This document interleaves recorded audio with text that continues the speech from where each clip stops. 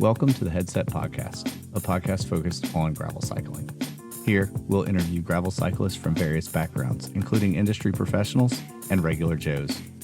We'll review industry equipment and real-world application and provide race, ride, and event recaps from around the world. There's so much to discover in gravel cycling, so grab your drops and let's get graveling.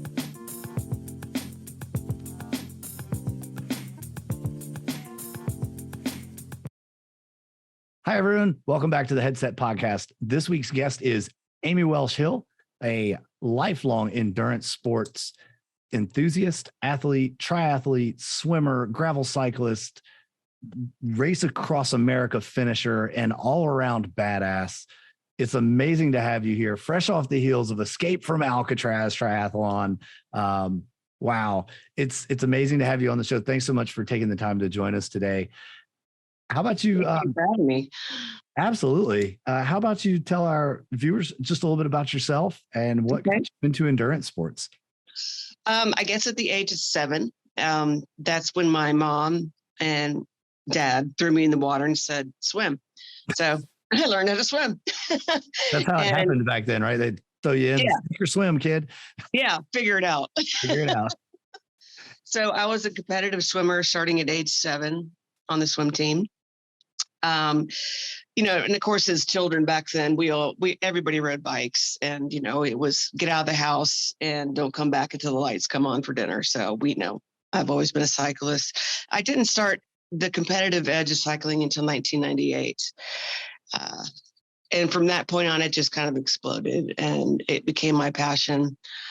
I did my first Ironman in 2010 and followed that just to see if it was a fluke. So I said, let's do it one more time to see if it was a mistake. So I did it again in 2011. Also in the year 2010, I did 6-mile swim. It was the Pensacola Bay swim. You swam across the length of the bridge and then came back. So that was a 6-mile ocean swim, which I will never do again. That was a long time in the water. I can imagine. In 2012, I did a 24-hour race to raise money for, I can't even remember now, it's been so long, and I've killed a lot of brain cells since then, honestly. But I rode for 24 hours straight. I slept maybe, an hour the entire time. Then in 2013, I was involved in an accident. A motorist T-boned me while I was on my bike, and I was 2 weeks out from doing my 3rd Ironman. So I had done all the training. I spent the past year training, and I couldn't compete because I was so badly injured. I mean, ribs broken, kneecap was outside my body. It was not good. Ooh. Took me a long time to recover from that, but I did. And in 2016, I was invited to join a team of women to do the race across America in 2016. So we did that, and we completed that in about 7 days and 8 hours. That in itself is a whole nother podcast. You're wrong. I'm down for it.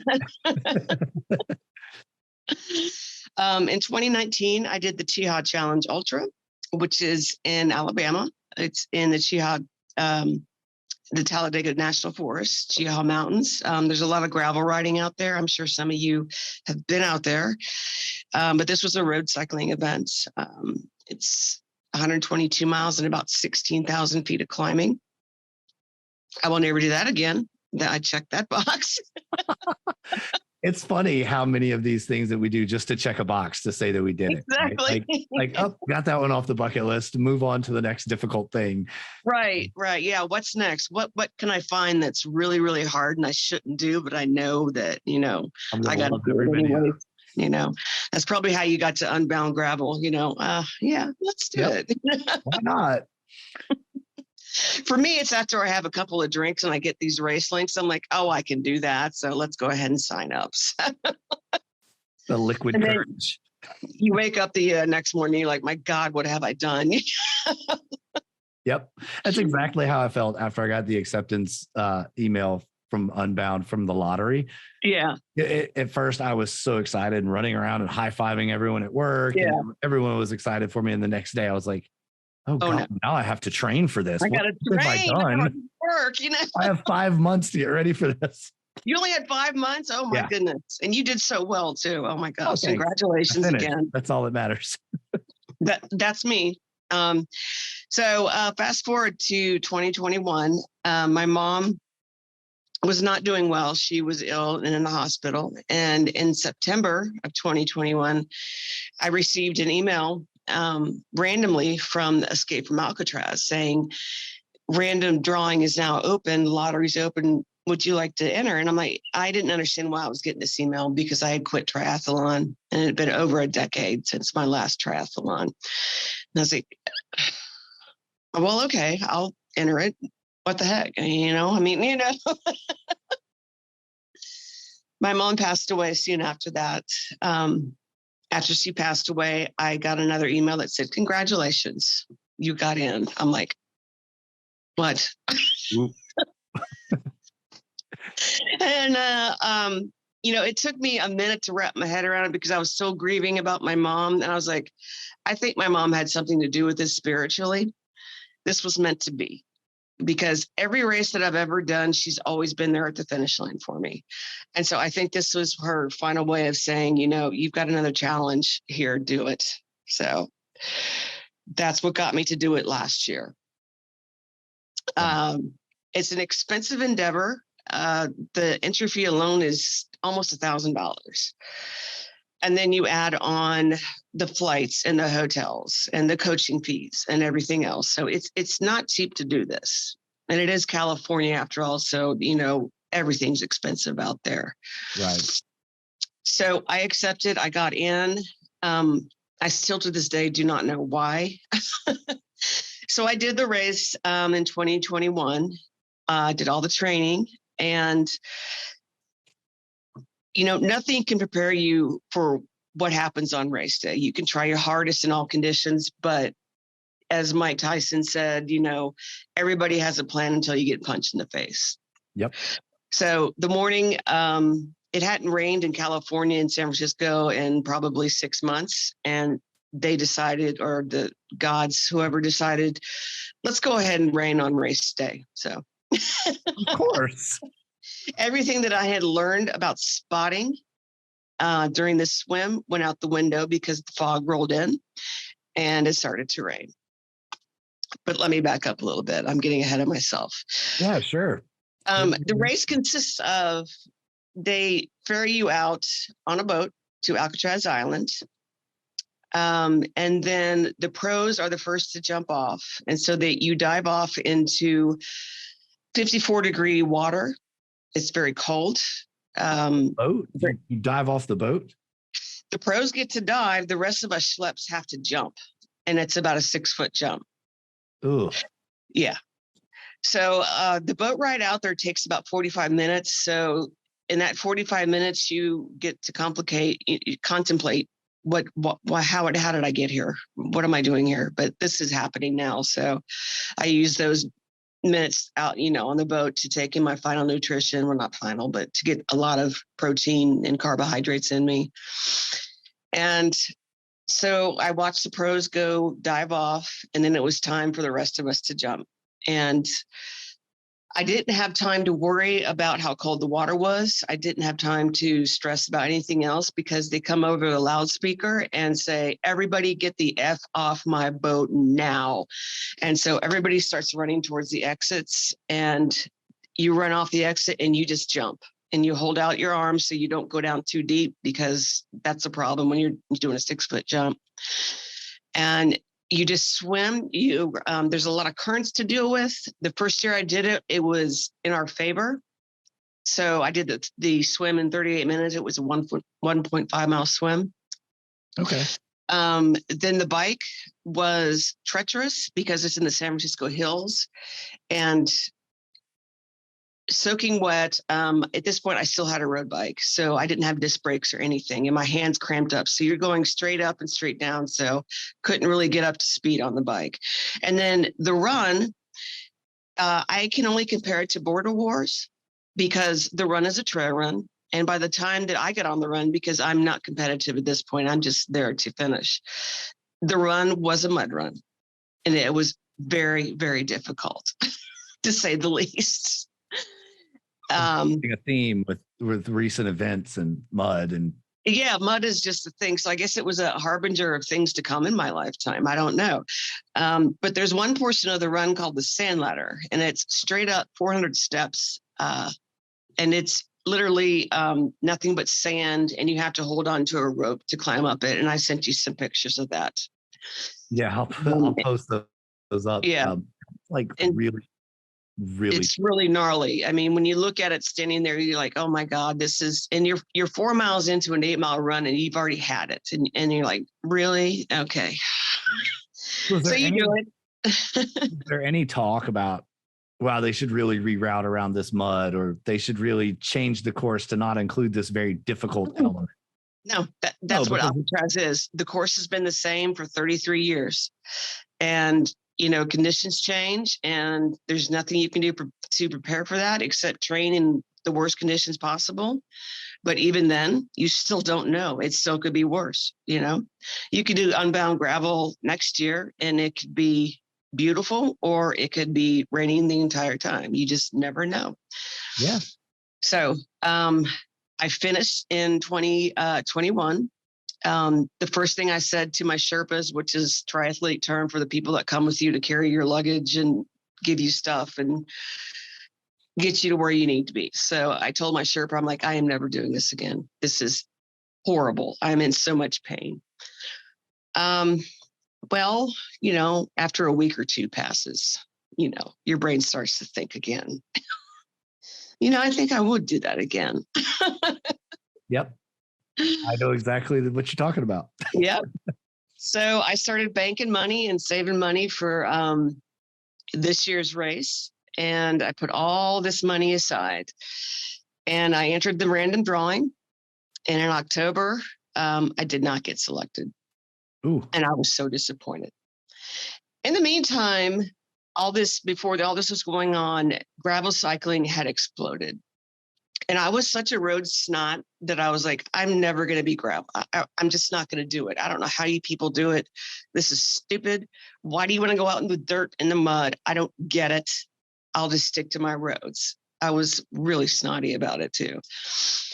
And so I told my best friend, Lisa, I said, okay, if I don't get in to Escape from Alcatraz this year, I'm going to buy a gravel bike. And when I found out I didn't get in, the first thing I did is went to Sonoya Bicycle and laid down $6,000 and said, I want a gravel bike. No, that's a gravel bike. And started doing gravel grinding. And it was the most incredible thing ever. It's like my entire perspective on cycling had been refreshed because I had been riding the same roads for decades and getting kind of burnt out on road cycling. And so this was like, oh my God, this is a whole new experience to me. And I was so excited and I loved every minute of it. It was just the best thing ever. Then come around December, they do a second drawing for people that can't go for whatever reason or slots just opened up. Then I get the email, congratulations, you got it. I'm like, oh my God, I've just spent all this money that I was going to use for Alcatraz on a gravel bike. Well, you sold the gravel bike, right? I mean, no, of course not. Why would I do that? Just around that time, it was around Christmas time, I got a huge bonus from my boss. I'm like, oh, you just put the nail in the coffin for me. So I clicked yes, and let's do this again. So I told my coach, I said, this year I want to incorporate gravel as part of my training because it is so much more difficult than road cycling and people just don't understand that. And I would go out for gravel rides of 20 to 30 miles and she would see my average speed and my TSS score, which I call the total suffer score, but I don't know what it means on Training Peaks, and it would be like in the 200s, whereas like a typical road ride would be like maybe 50 to 100 if I was pushing it. She's like, what are you doing out there? I'm like, you don't understand how hard it is. You work twice as hard on a gravel bike than you do on a road bike.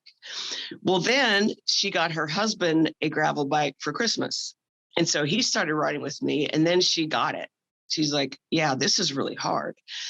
And I think that doing all the gravel cycling really helped my experience at Escape from Triathlon this year because it taught me so much about just handling the bike, picking a line and staying with your line and deciding where you're going to go, keeping your eyes focused on where you want to go and looking out for hazards, because the run on Escape from Alcatraz is very treacherous. It's on trails and there's rocks jutting up and deep mud holes and everything like that.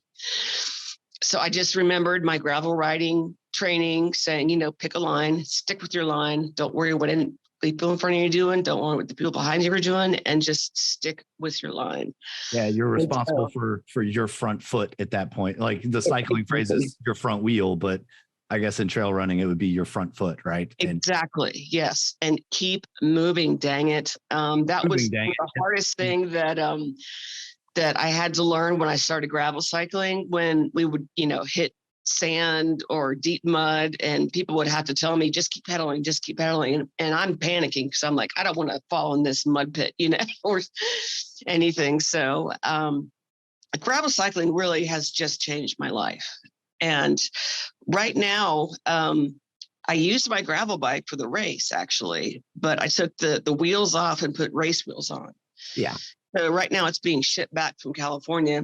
And honestly, I can't wait for it to get back here. And so I can just start doing gravel rides again. And that's my plan for this summer, is just to go and play and learn as many gravel routes as I possibly can, because it's just a whole new adventure and it's just so much fun. Well, and it's a whole different ilk of people. And it's just like, I found my tribe. Okay, this is where I want to be. So yeah, that's the cool thing about gravel, I think, is the community side of it too, right? It is. Yeah. There's not a lot of elitism or egos in exactly. Yeah. And I don't want to bash road cycling. The road cyclists are great people. I have a lot of friends that are road cyclists that are really great people. In some circles of road cycling, you get that elitism and you get that. Totally. I have an $8,000 bike, so I'm faster than you. You need to be first. And it's different. Yeah. And I had honestly reached the point in my life of my road cycling career where I was sick of it. I've done all that. I've done the road racing.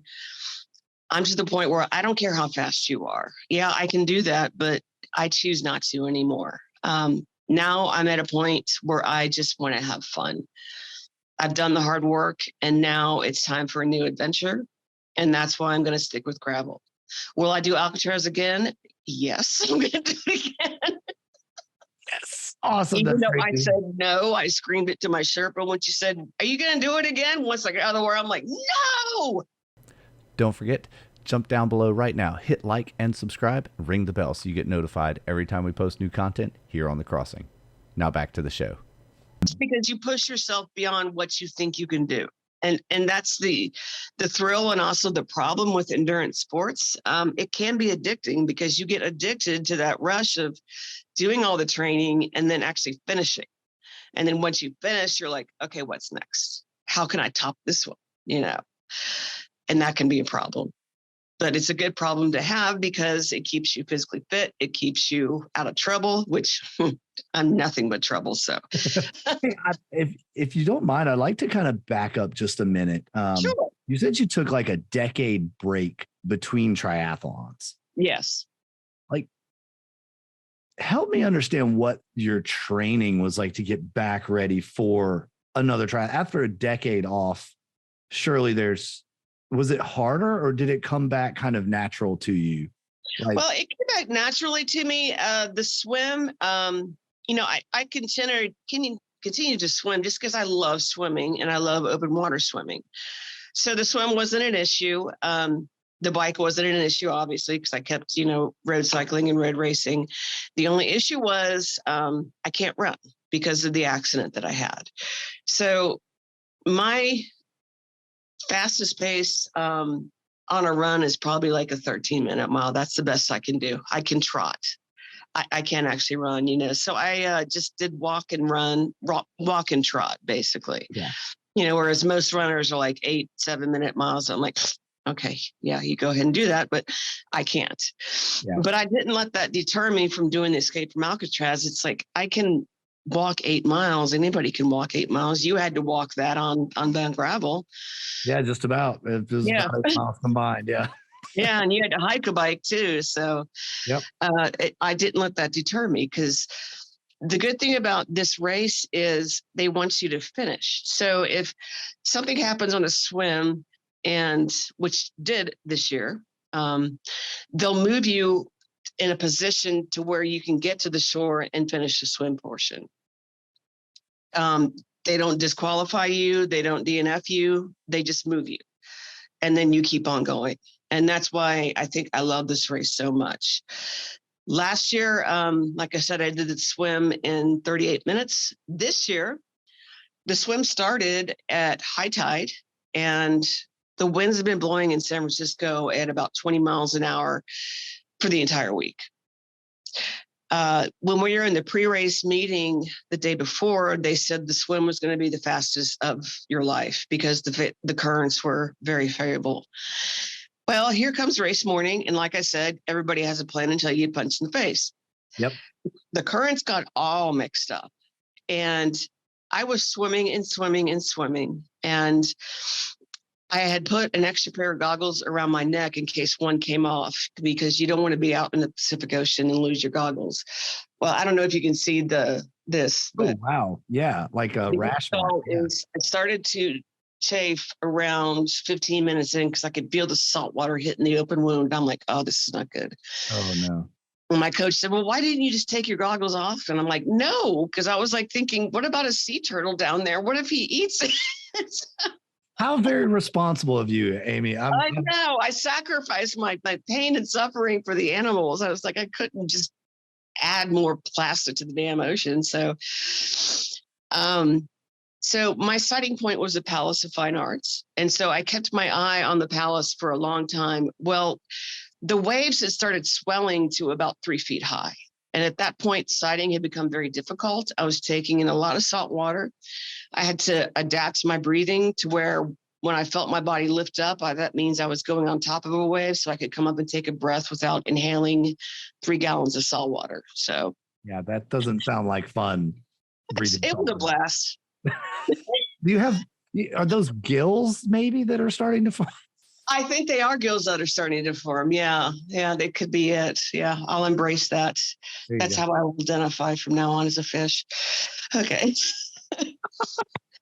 So I kept swimming and swimming, and I was like, I'm going nowhere. And then I swam again for a little while, and I looked up, and I didn't see the Palace of Fine Arts anymore. I couldn't see anything. I saw nobody around me.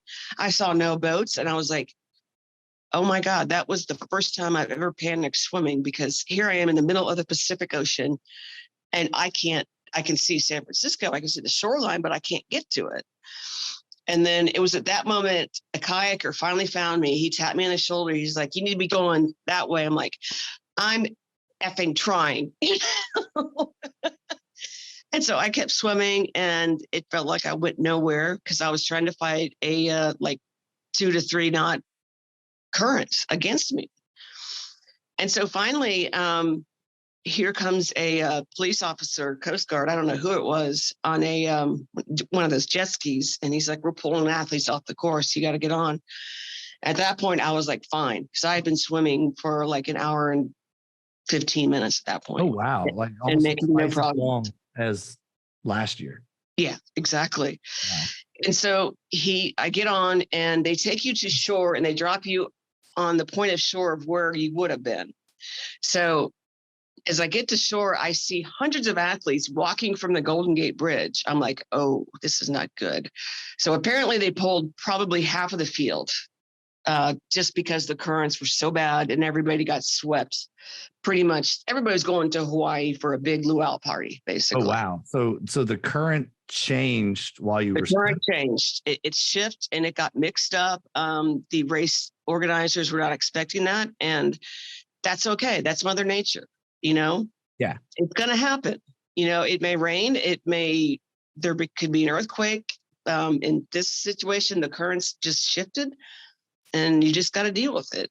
So I got to shore, and I was about a half a mile from where the swim exit was. So I was mad because I got pulled from the course. But then I saw the number of athletes that got pulled. If it had been just me, I would have been destroyed, but just knowing that it wasn't just me made me feel a little bit better. So I walked to the swim exit so my timing chip could hit it. I get on the bike, and I rode it like I stole it because I was just so mad. I was so mad that I had to get pulled from the course. And the course is extremely hilly. And I'm so glad that I took the gravel bike, even though it had road race tires on it, because it really handled very well on the San Francisco streets, because the streets are not the best of conditions. So what gravel bike do you have? I have the Cervelo Aspero. Cool. Her name is Raven. She's a sweetie. And does that have a 1x or a 2x? It's a 2x. A 2x. 2x, yeah. So, of course, there's a lot of fancy triathletes on the course with their, $10,000 aero bikes. And I'm passing them as they're walking up the hill. I was like, wouldn't you like to have more gears right about now? Other than looking sexy on your bike?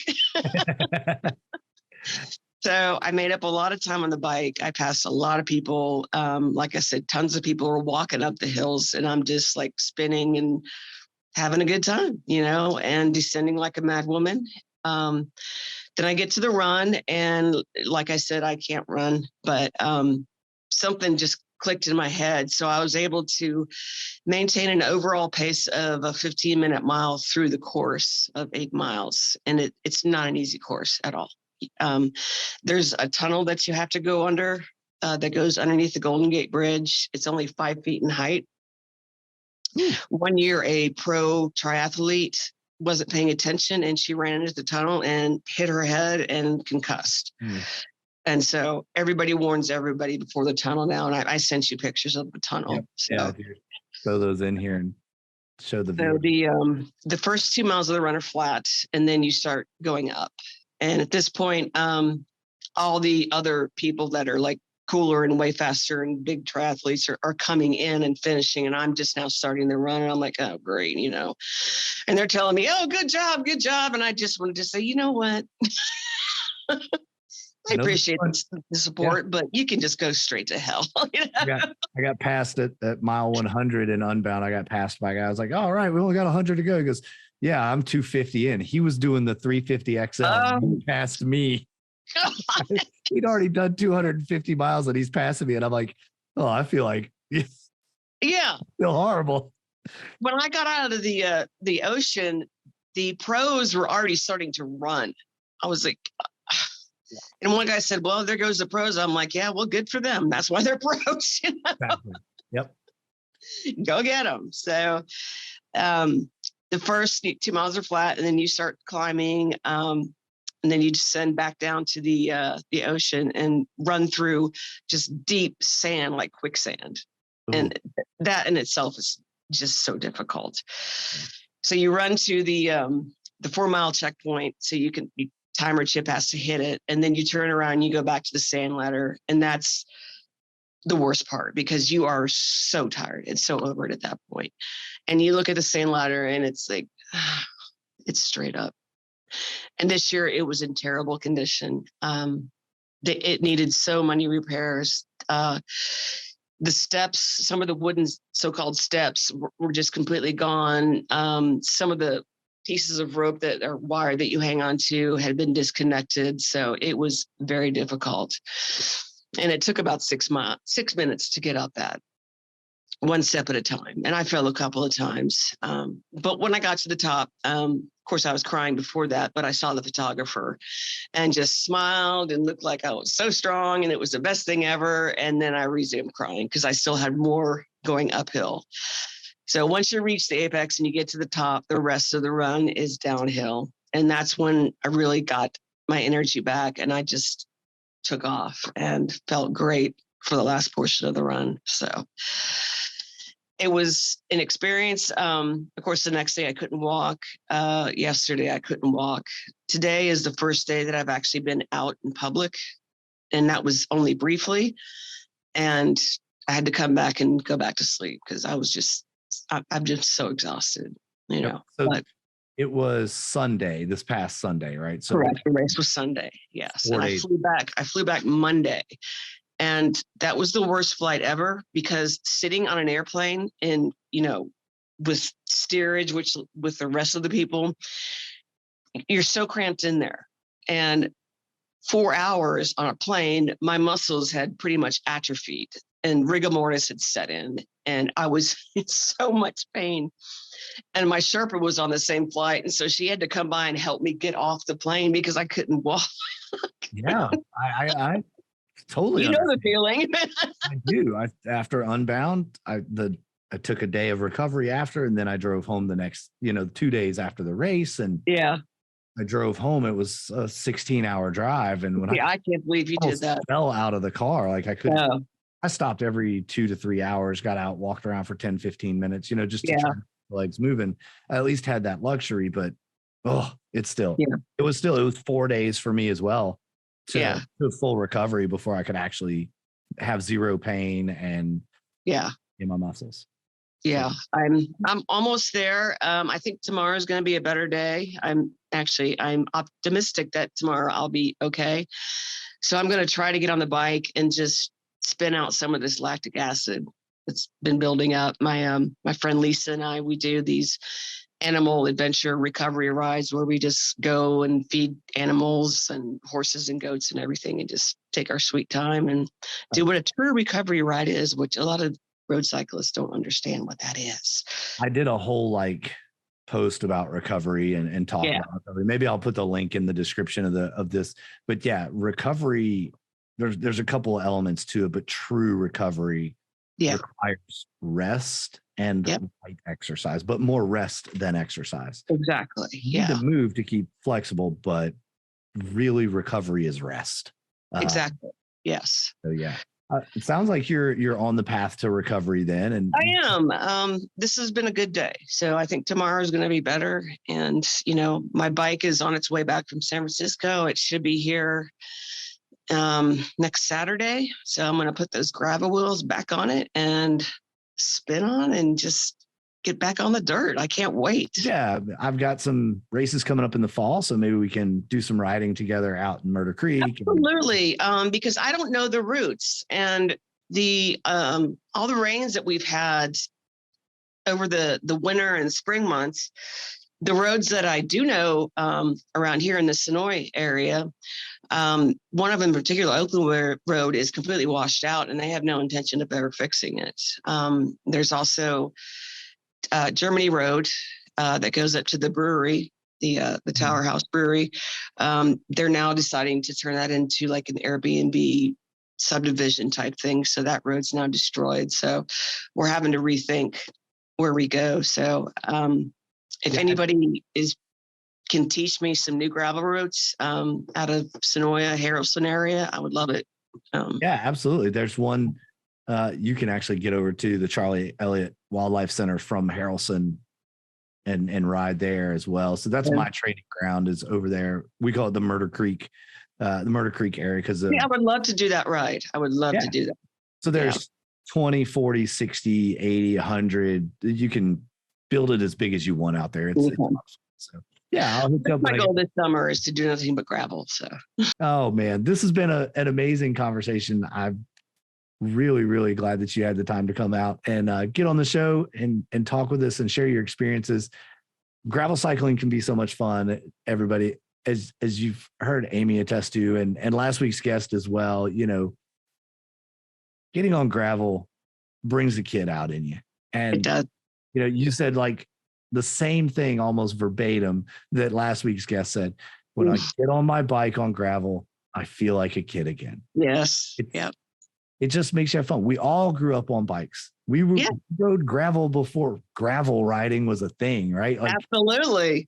Grew up riding dirt roads and what you would now call single track through the woods. Like exactly.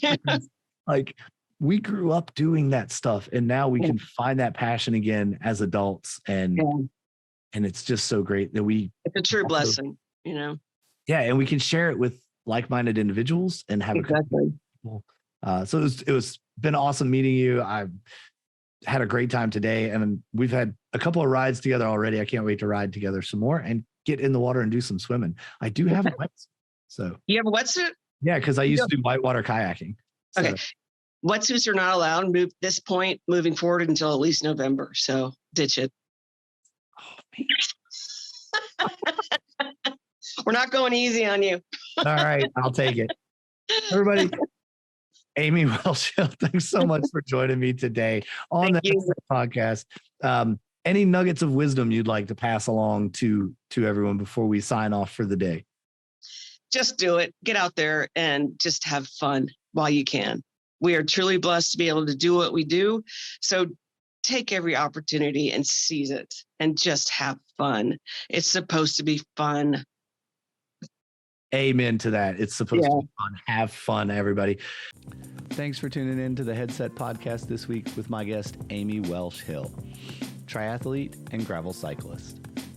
I'd also like to give a huge thank you to all the subscribers to the YouTube channel and remind everyone that you can also support the channel through joining the Patreon. The link's down in the description. Patreon members receive unedited access to all podcast videos, so make sure you're joining today. Also, if you've enjoyed this video, click the like and subscribe button now to get notified every time we post new content here on The Crossing. Thanks again for tuning in, and until next time, have fun, stay safe, and we'll see you on the gravel.